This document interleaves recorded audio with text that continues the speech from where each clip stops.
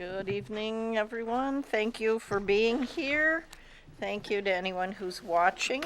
This is a special meeting of the Board of Education, a study session on high school overcrowding. Tonight is August 29th, 2017. So I think everybody's ready. We have a whole pileup of electronically of documents. So I think everybody has those. We have quite a few at the table too. Everybody ready to reference their stuff? And okay. Secretary Petchlikoff, ready for you to call the roll. Yes. Okay, Trustee Barry is absent. Previously noted to us. Yes, thank you. Trustee Hammoud? Here. Trustee Mead? Here. Trustee Nasser? Here. Trustee Petlicoff here. Trustee Thorpe? Here. President Lane? Here. Before we go on, I did want to ask whether we need, I don't know if all the trustees remember from the last college meeting, we had the AFO contract that we were sent. I think there was mention of that. Does anyone want to have a closed session on that before one of the upcoming meetings? Are they ready, prepared? It's with all what it's we- all set to go, set to right? with Everything what, is with what we have seen? yes. No- As far no as I know, changes. there's no changes, but I'll confirm that first. Because that's the only reason I would. Okay, all right. Does anyone else want to have it? It seems like a rather uncomplicated contract renewal. That's fine. Okay, all right, good, thank you. Because we don't have a lot of give on our schedule. We've got a lot of stuff stacking up. So if we don't have to meet, I'd rather not. Good, thank you. Trustee Petchikoff, go ahead. Okay, discussion, high school capacity, Dr. Glenn Maleko and Board of Education. All right, so we're here to look at the capacity issue. I just want to kind of go over the agenda on what we're going to do tonight. We've been working, the team's been working all summer. We've gotten studies from Plant Moran and Middle Cities, Stanford, and just reminding the trustees and the public, our core team for really looking at this is Mr. Tom Wall, Mr. Abe Mashur, and Ms. Masamali Bazzi. And then we also tonight have other directors who are here, executive directors, and we have the high school principals here as well. And the high school principals have been in meetings with us as well to go over specific capacity at their school. Miss Ali Bazzi is actually going to lead another team that's going to go into the high schools and do another check on capacity availability on the instructional area. I believe she'll have Mr. Mashur, Ms. Peterson, and another instructional leader on the team. Ms. Aldebailey. So just to verify, but you do have numbers on capacity that were decided by the board back when Brian Whiston was superintendent. It's in your folder. And then For building capacity. They have what they call a recommended and then a maximum. Mr. Tom Wall has gone ahead and updated it because now that we've added some classes in the interim at some of the high schools, he's updated that to reflect what the additional capacity would be. So I just wanted to point that out, and then also point out that you have multiple items in your folder that we'll reference. So basically we're going to go over, we have Middle Cities presenting first with any questions, Plant Moran, and I know the board has seen the studies. Middle City has more of the district data. Plant Moran actually breaks it into the high schools. We have Abe Mashur who will present on the Stanford projection, so it gives us a lot of data. Following that, we're going to have Mr. Burek come up with Mr. Wall and talk about potential designs at Dearborn High that were already presented to the Building and Site Committee. We would be looking at a break after that, and following that, we would go into continue with our PowerPoint, which kind of outlines the agenda, and we're going to break down some numbers at the high schools and provide some options for the board possibly to give us some direction on. We do have public comment if there was any request for public comment, and then hopefully we get some direction by, obviously we're not voting on anything tonight, but hopefully we have some direction of other things we may want to do. And up to this point, I just want to remind the board, there are 3 things that we were authorized to do, administration, and that you authorized me and the team to do at the May 1st study session. One was elimination of the school choice with just a limited boundary line exemption, and that has been well underway to help with the capacity. We then were given the permission to explore architectural designs at Dearborn High. Again, we're going to be going over that tonight. And the third one was to bring Plant Moran and Middle Cities in for a study. So those are the things up until this point that we were given permission to move forward on.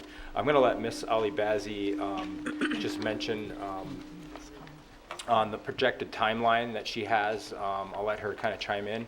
We had presented this to the board actually in July, but I'll let her go ahead and, Before she oh, starts. sorry, yes. I would just like to make one comment on school of choice. When I read in the board briefs that Mr. Mashur is dealing with hundreds of school of choice applications, I was really shocked. I mean, it was always envisioned as, you know, some kids may need to for medical reasons, some kids may need to for bullying. And it was, I don't think that I ever envisioned it as massive reallocation of kids across the district, and I don't like this school, I want that school. So I was really surprised. I hope that it's relieved some of the work burden at student services. And I would just like to say, it's my opinion that we should not routinely, in any case, be granting school of choice only in a situation of the utmost urgency. It should not have become a routine thing. It shouldn't be a routine thing, so. Yeah, I think over the years, it evolved into something other than what its objective was for, and people got comfortable with that, and an expectation was then realized that they felt that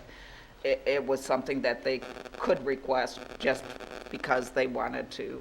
They didn't live in the neighborhood that had the school that they wanted to go to. Yep, and I have heard of kids saying, well, my friends are all going to, and at Stout, it's the worst because you split to all three schools. So I have heard kids saying, my friends are going to Fordson, I want to go to Dearborn High or whatever, but I don't think it was ever intended for. No. My friends are going here, I want to go there. So thank you, Mr. Mashur, for keeping a tab on it. You're welcome, and I appreciate the board's support and, throughout the process. I know it's not easy for any of us. You want to accommodate people as much as possible, but you also have to be fair to the people who live in the neighborhood schools. And, our school system is designed on neighborhood schools. And like President Lane, said, sometimes it's more of a preference. It's where their friends are going or which school that they would prefer to go to, as opposed to a true hardship. The true hardship cases, absolutely. We're going to help our families as much as we possibly can. But that's part of maturation process, is for kids to learn to go to new places, do new things. I know it's tough, but every successful hurdle of learning a new thing is a great thing for a student, for their family, so thank you. I just want to just share one brief story with everybody. Our kids are very resilient. Children are very resilient, and sometimes as parents we're not as resilient as they are. We had a student last year who begged and pleaded, her mother and her begged and pleaded to go to Dearborn High. She was zoned for Etzel Ford. Well, she went to Etzel Ford this past school year, because she didn't really have a hardship, so we kept her at Etzel Ford. She went to Etzel Ford this past school year. This year, her mother actually moved into the Dearborn High boundary. So she asked, can I stay at Etzel Ford because my daughter loves it there? And that's the thing, is sometimes it's the unknown and they don't necessarily give it a chance. But that's just like there's so many examples where I tell parents, just give your child 2 weeks, 3 weeks, and if they're miserable and not doing well, then we'll look into, moving them to the school that you're requesting. And I haven't been taken up on the offer yet because, like I said, the kids are resilient and they figure out a way to, to be happy at the school they're at. Great, thank you. So I'll turn it over. I just one comment too. When we were having conference calls with Middle Cities and Plant Moran officials last week, Mr. Willis, who will be talking later, actually mentioned in another district how that contributed to capacity issues with inter-district school of choice within the district. So he actually wanted to know if we had that, and we said no. We've looked to alleviate the capacity issue through that school of choice. So I'll turn it over to Mason. So I am going to refer to the timeline that I referenced a few board meetings ago. And if you take a look at the timeline, you'll see that we started the board authorization that Dr. Maleko just spoke of, the things that we were authorized to do. We're hoping to have some direction resulting from today's board study session. We're currently in the second box, which is the study session. And then the third and the fourth box, the order that we do things in would be dependent upon the way you feel is best that we move forward. So if we identify some feasible options today, then we'll go to the community, which would be their next steps, to go to the community and share those options, gather feedback between October and December, and then revisit our options in January or February 2018. So it's right around the corner. And then hopefully by March 2018, we will have some type of board direction and authorization. Again, this is just an outline, a timeline that hopefully we can follow, but it also allows us, gives us some flexibility as needed. So whether or not we identify feasible options today or not is dependent upon our study session. Question on that. Mr. Wall identified some kind of penalty, or not really a penalty, but a new requirement for Fire, for something on the fire code. emer- So, yeah. yeah, so will this timeline dodge, well, not dodge. Sorry. Align with it. Will it align? Thank you. Perfect. Not for any construction option. No. And Mr. Burke will get more into that detail as we get to that part of the Okay. presentation.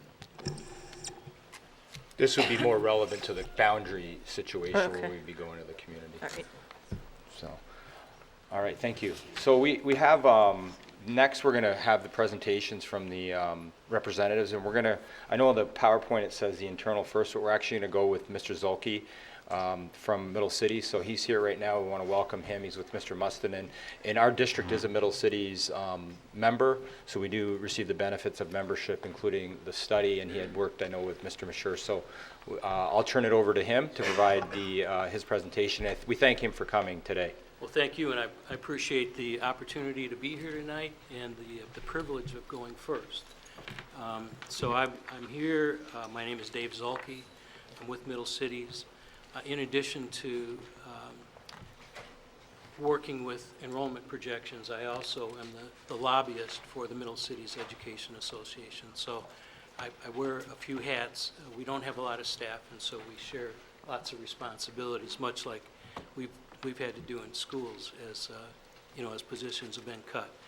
So I'm pleased to be here tonight. I've been asked to summarize the enrollment report that we provided to you. It's my understanding that you have had a copy of that for some weeks now and have had a chance to look at it.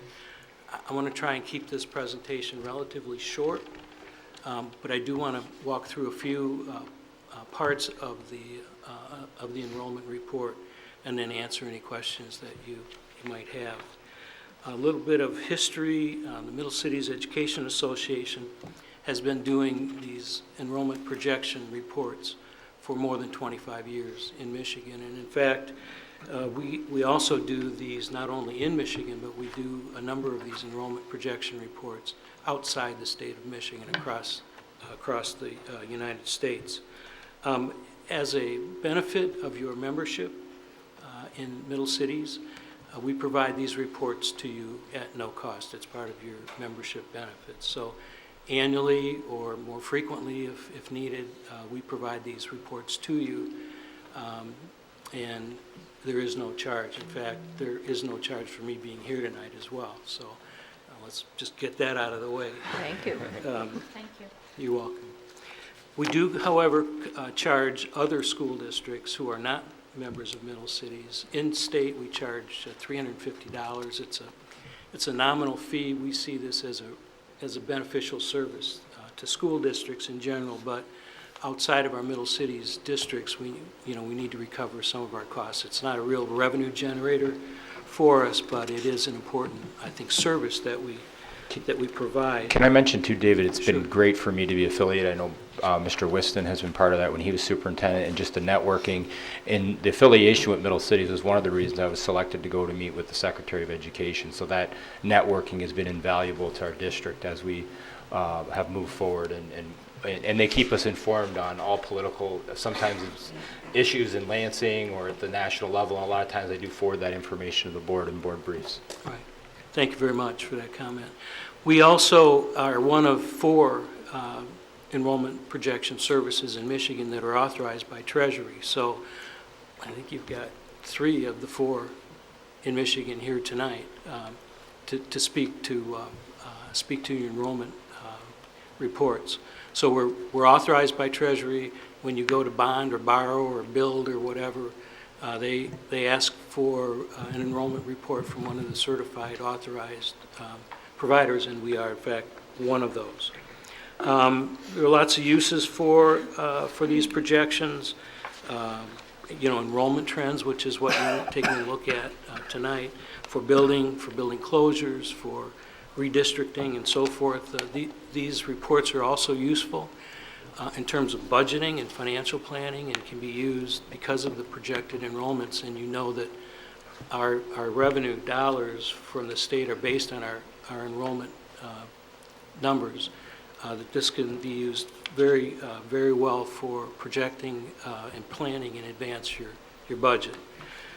As I said, we also are one of the 4 Michigan-based providers that are authorized by Treasury for providing these services.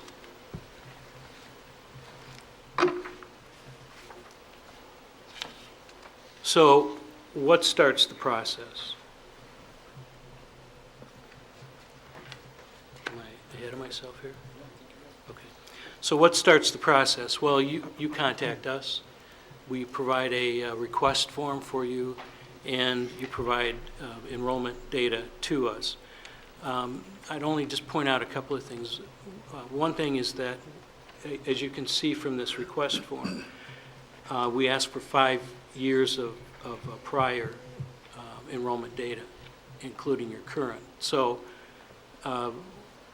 we would ask that you make sure that that data is consistent.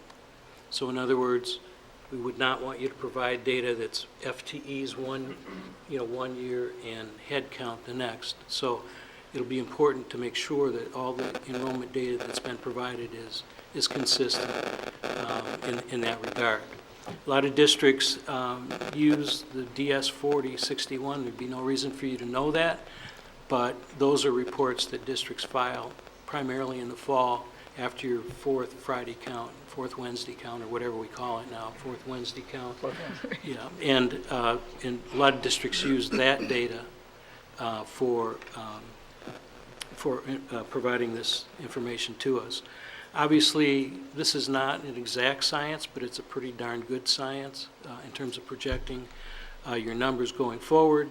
However, these numbers from year to year get impacted by a number of things, including policy changes, for example, at the state, local, and school district levels, opening and closing of buildings in your district or in neighboring districts, new grade configurations that you may develop in your district that cause people to think about whether or not that's a comfortable offering for them. Charter schools that come in, elimination or addition of programs. One thing comes to mind, like pay-to-play sports, for example, could have an impact on your enrollment projections. Business and economic development. You can imagine if Ford Motor Company either pulled out or built a huge plant here in the district, that would certainly have implications for your enrollment going forward. And then community and environment, and also world affairs can have an impact on your enrollment projections. So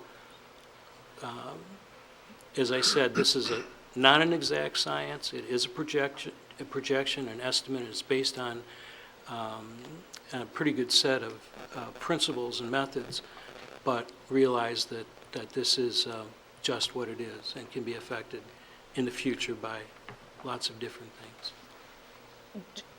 If I understand correctly, is the city of Dearborn also a member of do you do these kinds of projections for communities outside of a school district? We do not. We primarily offer Just enrollment for- projections for okay. school So those districts. kinds of variables, say economic or political climate or whatever, you don't really incorporate into your numbers. Well, so when you send your information to us, we ask you, are there things happening in your community Okay. that we need to know about that may have some impact on that? Now, But if you're not working with the cities, then we may not supply you with right. But you would provide us with that kind of information, which may, if we know of if it. you know of it, yes. Okay, But no, we don't, to answer your question directly, Yeah. we do not do okay. municipal kinds of projections. So I'm going to take a moment and just sort of highlight a few pieces in the report.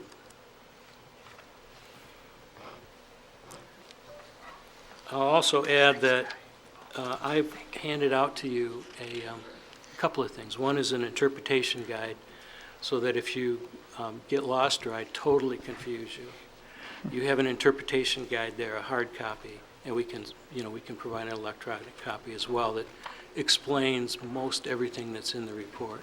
So that looks like Yes. this, and I put that at your table. And I also put at your table, at your seat, a copy of the PowerPoint with an opportunity to take notes on it if you choose to do that.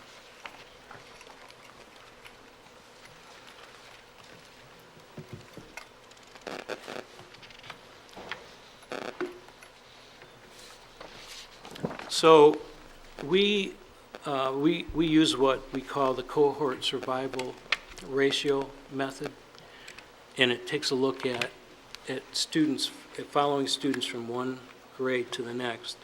We also start with the birth rates as well as a way to project kindergarten enrollment.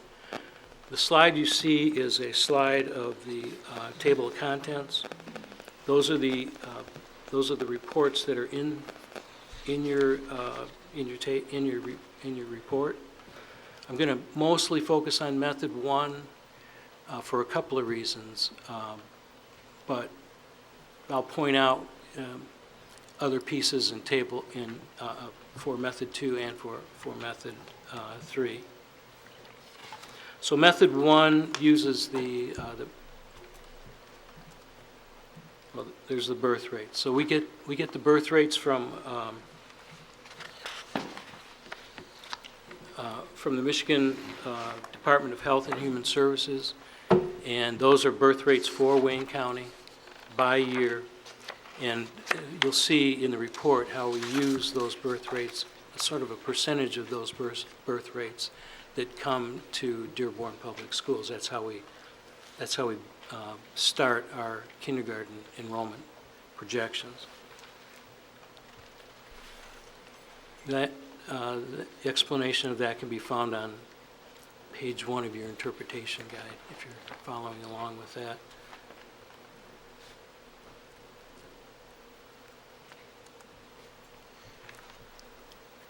Yeah, can I ask how you know what percentage to apply for our community out of those birth rates?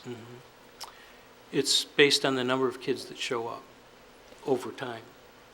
And so there's a percentage that we've determined from one year to the next of the number of children who show up in the kindergarten from that prior. So it's a historical? It's a historical number, yes. Okay. Okay? So if you looked at the birth rates 5 years prior to a kindergarten class, that kindergarten class number would be a certain percentage of those birth rates from Out of the 5 years before. prior? Right. Okay, got Okay. it. Okay. So we are on table 1. And as I pointed out earlier, this is a cohort survival rate method. So very easily, if you follow diagonally, let's say from the 11-12 school year in kindergarten, you all see that? And you look at 12-13's first grade class, you either had all those kids return to the first grade, less than the number of kids, and if it were less, you would have lost students. And if it's more, you've gained students, right? And so a percentage then, a survival rate percentage is determined. And you can follow each of those years and each of those grades diagonally and see how those numbers shake out. So that's the cohort survival rate method. We track students from one grade to the next, from one year to the next, and we determine a percentage of survival of enrollment, either a plus or minus or, 100%. So basically, if we're looking at 100% roughly, that means we're just maintaining those numbers Yes. of students that began in Right, there's no kindergarten. gain or there's no loss, it's just- Right. No gain or right, loss, it's no a gain or net. It may loss, not okay. be the exact same students, you may have some students move out of the community, And and other some ones others move replace in, it. but Yeah. in terms of enrollment, it's either a net gain, net loss, or Okay. you're remaining stable. So if we jump forward a few slides where you're looking back at the past 5 years, which is the information you gave us, and forward the next 5 years, that is based on the average survival rate for those past 5 years, right? For one of the methods. Right. So there are 3 different methods, and I'll get to that in Okay. just a moment. So method 1 uses the prior 5 years, takes an average of those years and applies it going forward by grade. Method 2, which can be found on page 8 of your report, that's table 5. Method 2 is taking the same percentage as the prior year and applying that forward. So in a sense, if you're having let's say you've had a major, you've had a significant event, a big company moves in, and they're going to be here for the next 10 or 20 years, you might want to apply that prior year's percentage rate for all of those grades, But it's just using 1 year then versus the 5-year only average? using 1 year. Okay. Then method 3 might be a temporary, have some temporary impact. Method 3 is an average between the first, last year and the 5-year average. Equally weighted between the 1 and the 5? Yeah, it's an average, Okay. yeah. Yep. So there are 3 different ways to look at this based on, again, on what you see happening in the community. Like, as I said, for example, a big company moves in, big company moves out. You have some temporary kind of occurrences that may cause you to want to take another look differently than just the prior year's, five prior years average. I will tell you that the Treasury, for their borrowing and building and bonding, will ask you to use method 5. They'll look at method 5, and that's the method they prefer. I'm sorry, method 1, Which is the 5-year? which is the 5-year Right. average. That's the method they prefer, unless you have some kind of compelling evidence to the contrary that you can represent to them. Okay. Okay?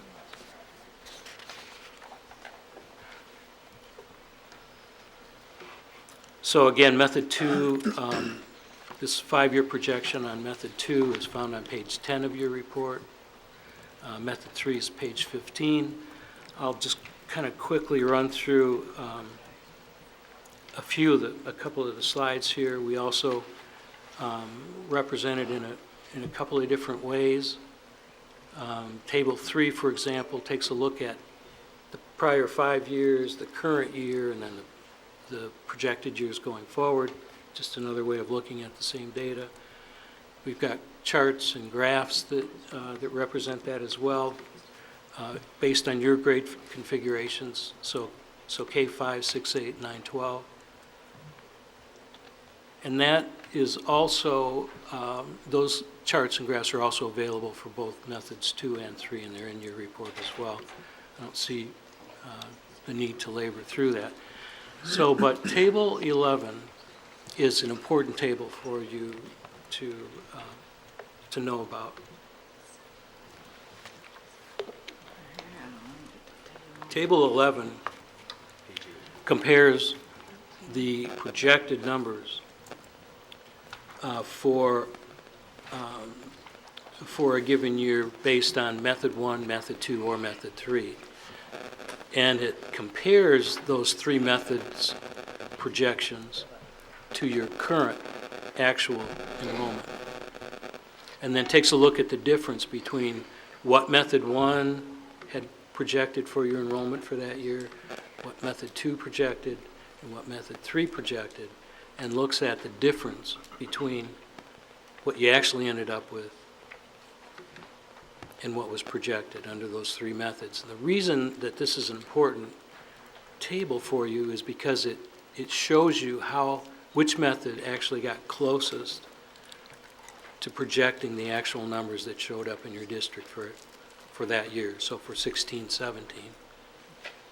And in this case, and that's one of the reasons why I wanted to just focus on Method 1, Method 1 right now is the best fit for your district.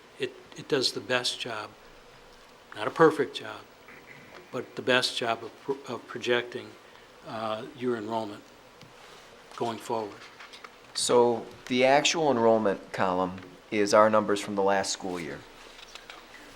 So the year that is starting next week, we would assume is the numbers that you're showing us on each of these columns based on the three different methods? No, these are 16-17 numbers. So I think what he's saying is what Method 1, 2, and 3 are showing is a demonstration of how accurate using those different methods would have predicted our 16 Your enrollment. 16-17 enrollment. Right. Yes. So based So either he- on the 5-year average, the 1-year Right, average, or the going back combination with the of them? numbers he already had. Okay. So now when you go and look at, we'll just take it a step further, when you go and look at 17-18 projected numbers, the ones that you'll want to pay closest attention to are those that are projected under Method 1 for each of those grades. Because based on this table and the comparison, There's an Method assumption 1 that that's best the predicts, best one. at this point your enrollment going forward. What was the enrollment in 16 and 17? Well, you're looking at it. That was, Was that- it says actual enrollment.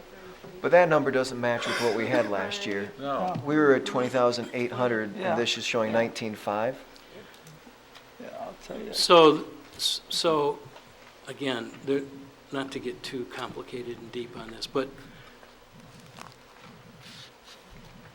some students are, and I don't know what enrollment method was provided. I don't know if it was FTEs Provided to middle cities? or head count. No, head count. Okay. Head count. Our October fall count is what we gave Yeah. middle cities, Plant Moran, and Stanford. Yeah.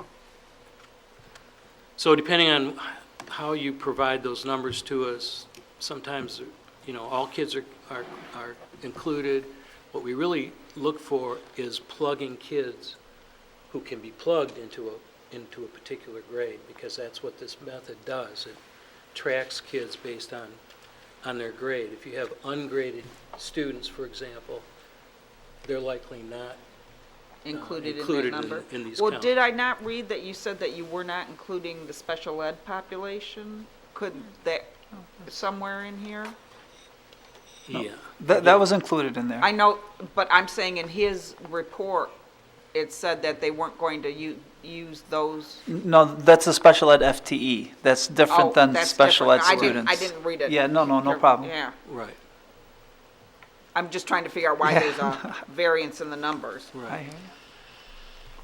Well, they're not going to be, like he said, like David said, it's either, they're going to be very close with what they have, but they don't know some of the idiosyncrasies and so on of our district that we know, with some of the immigration, the refugees, that type of thing. That's hard for them to account for, as are the incoming ninth grade, no, I'm sorry, not the incoming ninth graders, but the new ninth graders especially that are new to the district.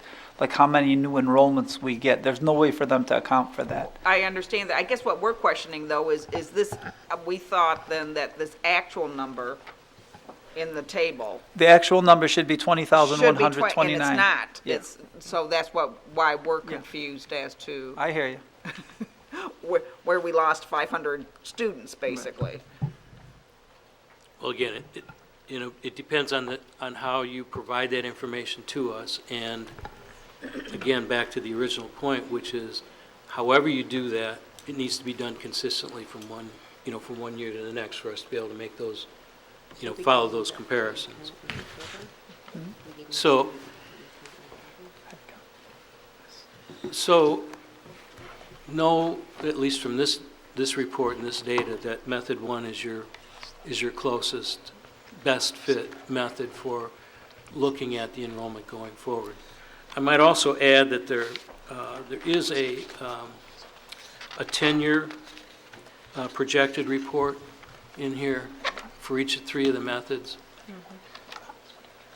That report's been provided for a long time, and maybe that was back when enrollments weren't as volatile as they are in this day and age. So I would look at those 10-year projections with a grain of salt. With skepticism. Yeah. Okay. So, but I think the 5-year projections, and those are the ones that Treasury would want to pay attention to.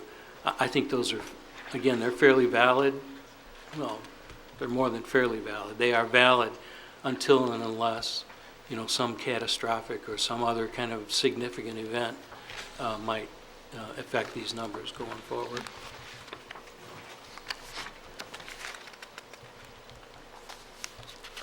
Again, here's your projected enrollment based on those 3 methods. You can see how very different they are. And again, that's based on the survival rate that's used for each of those grades at each of those levels. Your 6-8 projected enrollment. Your 9-12 projected enrollment. And you'll see that under method 1, you have a steadily increasing 9-12 enrollment, fairly stable 6-8, and it looks to me like you're, under method 2, which is the one that would include a significant event, probably isn't applicable at this stage.